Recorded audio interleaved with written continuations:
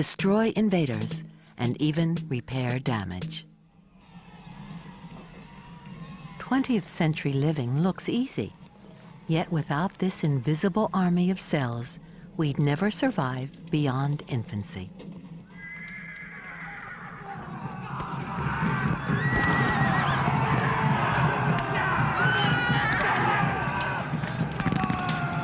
Spears are only part of his dream world, yet cuts and wounds are a fact of everyday life. Skin is our first line of defense. If it's breached, the body mobilizes its troops instantly for defense and repair. Blood contains all the ingredients of a first aid kit. Here are the key players hugely magnified. Platelets to plug the wound, white cells to mop up dirt and debris, and to kill infection. Here's how a cut arm heals, filmed over 4 weeks.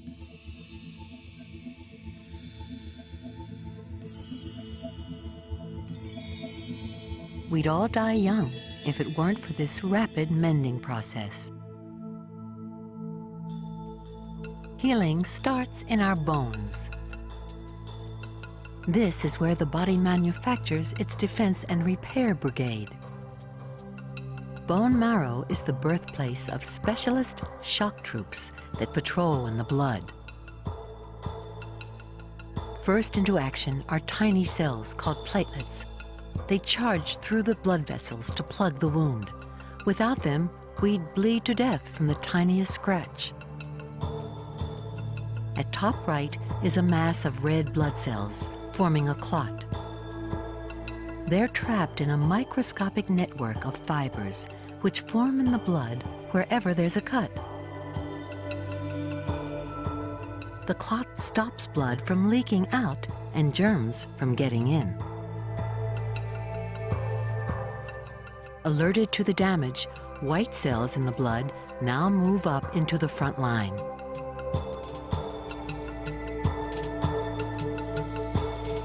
Specialist cells called mast cells mobilize to perform a crucial role. They erupt, releasing a chemical called histamine. It dilates blood vessels surrounding the cut and makes them leaky. Vital repair and defense cells can then escape out of the bloodstream into the tissue and penetrate to the site of damage. Among these are the scavengers, special cells which mop up dirt or germs that have invaded the broken skin. Here, a defender literally consumes its enemy.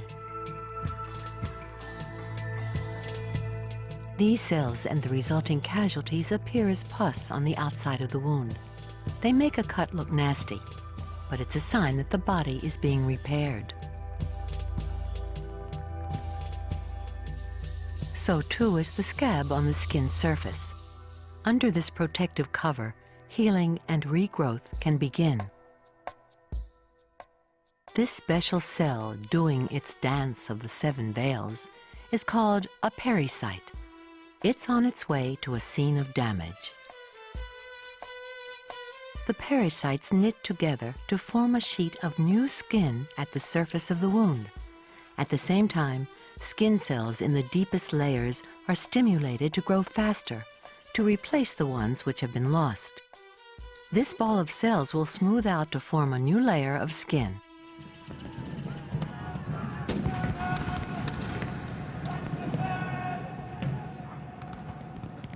Fortunately for our sleeping beauty, this scene of battle is all a dream. Yet the body is never safe from attack. His luxury home is no sanctuary. It looks clean, yet it seethes with invisible marauders. Inside his cushion, dust mites, here magnified 100 times. These eyeless monsters share bed and board with even the most fastidious. Curtains and bedding, carpets and soft furnishings all make ideal breeding grounds for the house dust mite. Millions can live in a single pillow. Even a teddy bear can play host to them. Dust mites feed off the dead skin cells that we all shed. They may look cute, but their dung pellets can kill. Breathed in, they can trigger asthma. Dust mite pellets may be the commonest cause of this 20th century scourge. Our modern homes, warm and poorly ventilated, encourage dust mites. Their droppings hang in the air like fine dust. Graham can't avoid breathing them in. He's unaware of the dangers. Yet dust mites are not the only creatures sharing his comfy abode. In the woodwork and cushion of an antique chair, there may lurk bed bugs.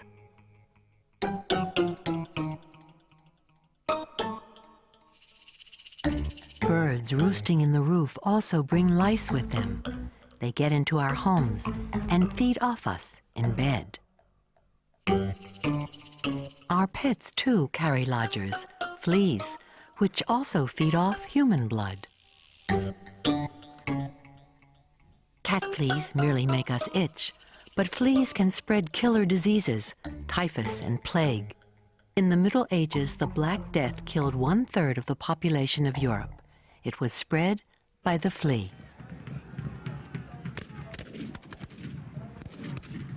And even the cleanest human is a bug motel.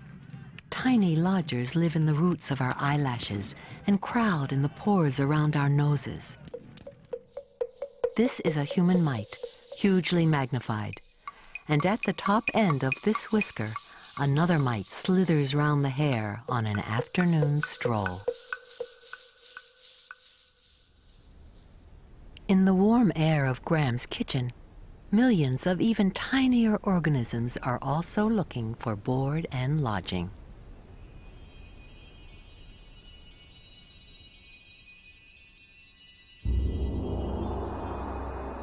Yeasts, fungi, mold, bacteria. We live in a soup of them. They multiply fast on our food and on us.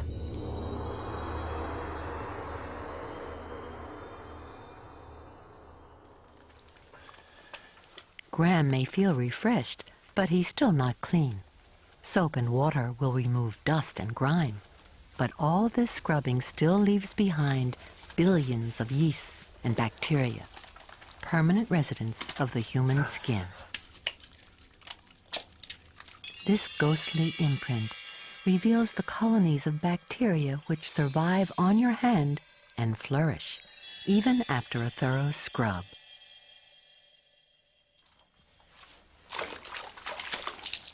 Bacteria are on us and inside us, about 2.5 pounds of them just in your intestines.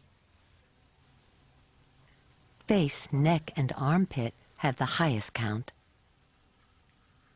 There are 16 million microbes in every square inch of your armpits.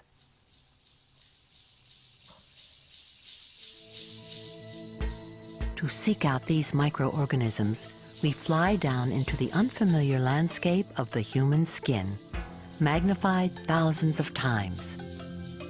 Bugs live around oil and sweat glands, which provide them with food. Many find temporary lodging under the dead outer cells of our skin. We provide a warm home for bacteria and a traveling snack bar. They lodge in every crevice, even the ridges of our fingertips.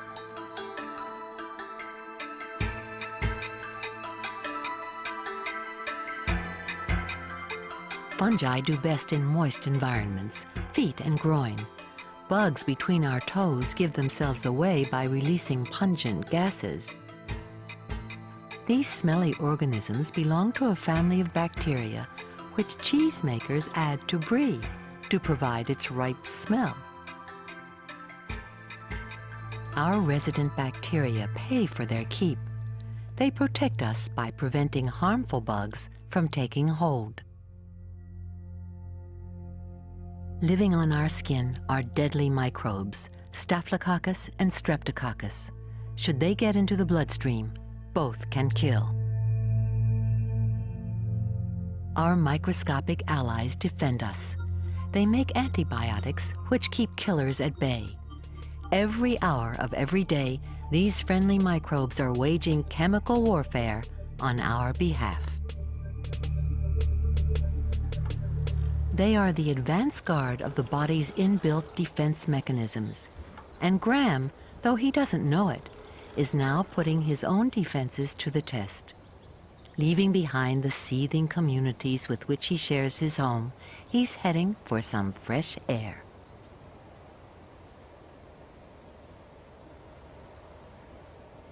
Far from the madding crowds of mites and microbes and the obvious dangers of pollution, he should be safe.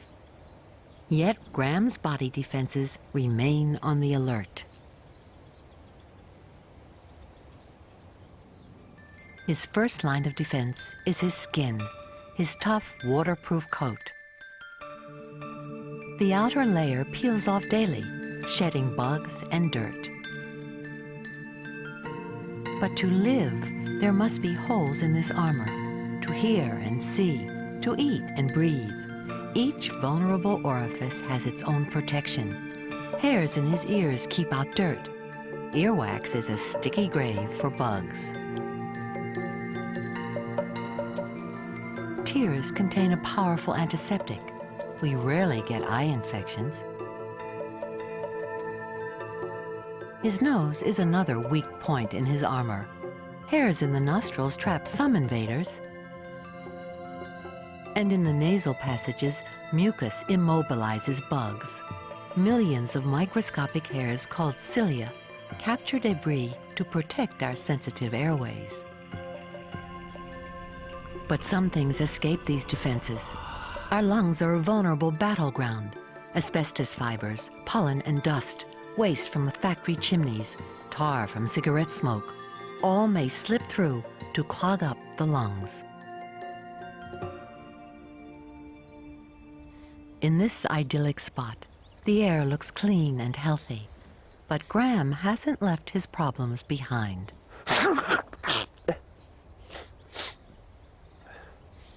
Pollen, dust mites, cat dander, all can trigger the miserable symptoms of allergies, hay fever, and asthma if they get up our noses.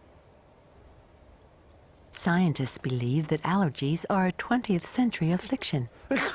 We sneeze because our immune systems make a mistake. Until this century, parasites like these worms lived in our intestines. Our bodies evolved ways to attack them. Hay fever sufferers react to substances like pollens and dust mites as if they were protecting themselves from this long-gone worm. Mast cells, so vital for damage repair, burst into action in the mucous tissue of eyes, nose, and bronchial tubes. They flood the region with histamine, which makes eyes water and noses run.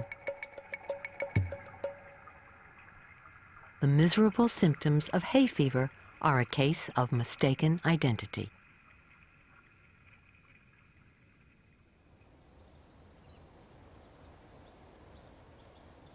Graham's outer defenses are not foolproof.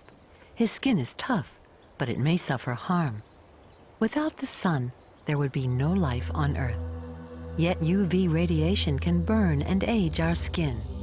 It can cause skin cancer, one of the fastest growing killer diseases of the Western world. His armor may be breached in other ways, by predators not content to wait for an opening.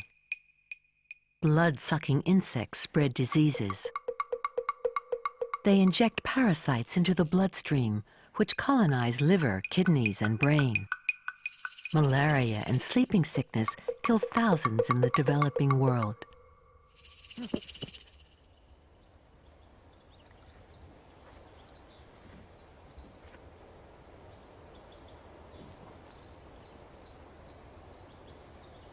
Graham's body has fought off the attacks of the countryside as well as the dangers in his home. He never even knew he was at risk. He slept through it all.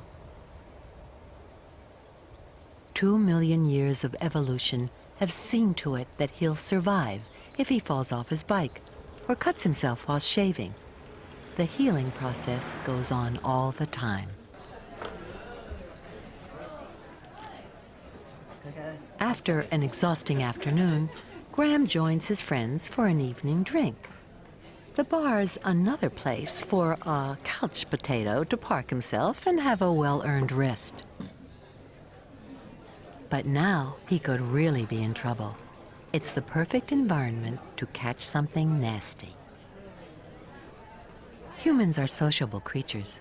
It's just what germs need to survive and thrive.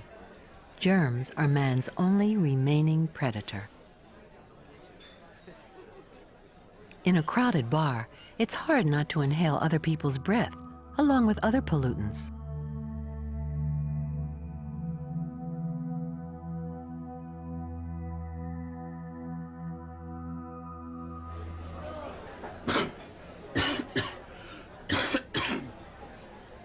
Tim's got a cold. We catch at least 2 a year, and it's easy to see how. With every cough and sneeze, he's firing out germs. Infectious material may be shot 13 feet at faster than the speed of sound. You also catch colds by contact.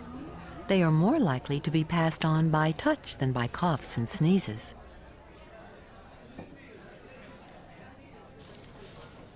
We carry germs on our skin and transfer them to others along with deposits of dead skin cells which we constantly shed. To show us where he and his bugs have been, we put a special fluorescent dye on Tim's hands. Now we'll rerun the scene in UV light. A few bugs for Judy. Some for the peanuts. A few more for Judy.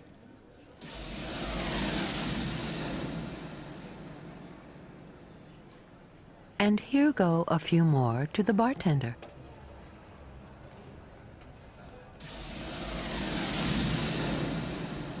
Some of Tim's germs can be killed by antibiotics. Bacteria like this one literally explode. But antibiotics won't touch viruses. Polio, AIDS, hepatitis, they exact a terrible toll. In 1919, Spanish flu wiped out more people than World War I. This is a computer portrait of a cold virus. It's one of the most primitive forms of life. Viruses cannot survive for long outside a living cell because they can't reproduce without help. Here, a virus invades a human cell. Once inside, it hijacks the cell's control mechanism and uses it to make thousands of copies of itself. The cell explodes and vomits out pieces of itself, containing invisible virus particles. Released into the body, they soon invade other cells, and the infection spreads. This is a human cell in its death throes, infected by flu virus. The cell shrivels up and dies.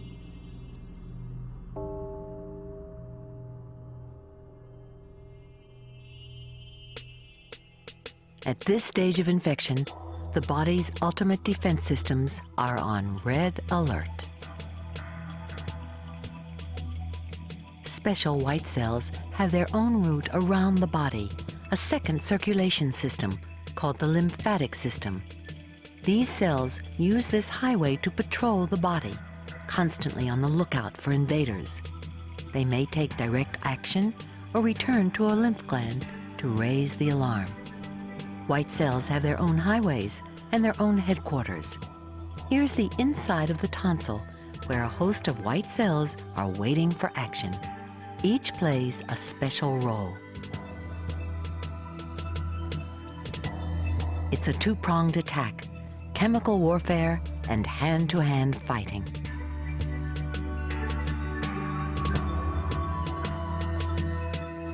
The thrashing stick-like objects are bacteria under attack from the body's killer cells. It's an unequal struggle. Within seconds, the bacteria are destroyed. A gang of human killer cells attacks a foreign cell. It's a fight to the death.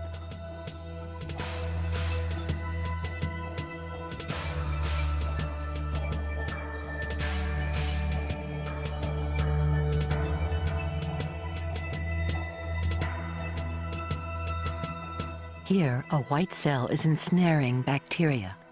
They are impaled on the cell's tentacles. Once captured, they will quickly be eaten and destroyed. White cells don't always win. This one has itself been killed, disemboweled by its prey, a needle of asbestos in a human lung. After the killer cells, the chemical warfare begins. The body's immune system swings into action. Special cells are summoned to make a chemical poison against the invaders. We're equipped to produce hundreds of thousands of different poisons, Y-shaped molecules called antibodies. Each is a specialist designed to attack just one particular germ. Antibody molecules make for particular sites on the virus's coat, the white patches which mark it as foreign. A chemical process is triggered, which dissolves away the cell walls and kills it. If we should ever encounter that virus again, these cells will remember and react faster, so it never takes hold. We've become immune. But viruses can change their coats and fool our immune systems, so the battle against infection goes on.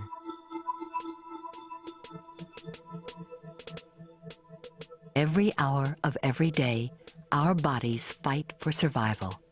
White cells are constantly in action. They kill by strangling, by poison, and by crushing. If these cells turn their vicious attack on our own tissue, we would never survive. Defense and repair is one of the most vital functions of the human body, even in the laziest of us. It is also one of the most effective and efficient. It keeps us one step ahead of a hostile world.